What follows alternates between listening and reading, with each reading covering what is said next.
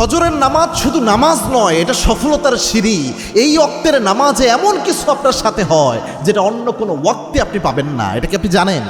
এমন একটা বিষয় এখানে হয় ফজরের নামাজের ব্যাপারে আল্লাহর হাবিব এটা বলেছেন। এবং ফজরের নামাজ তো বরকতময়। আল্লাহর হাবিব সাল্লাল্লাহু আলাইহি ওয়াসাল্লাম বলতেন, মান সাল্লাস সুবহা ফাহুয়া ফি জিম্মাতিল্লাহ। যে ব্যক্তি ফজরের নামাজ আদায় করে সে ব্যক্তি সরাসরি আল্লাহর জিম্মায় চলে যায়। আবার আল্লাহর হাবিব সাল্লাল্লাহু আলাইহি ওয়াসাল্লাম দোয়া করেছেন, আল্লাহুম্মা বারিক লি উম্মতি ফি বুকুরিহা।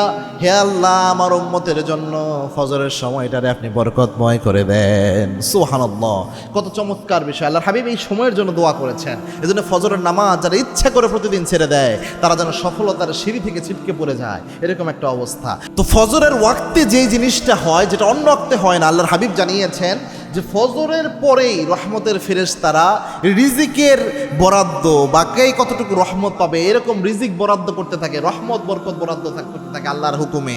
তো এই সময়টা আপনি যদি ঘুমাইয়া কাটাইয়া দেন, অনেকটা যেন রহমত এবং বরকতের দরজা আপনি নিজে বন্ধ করে দিলেন।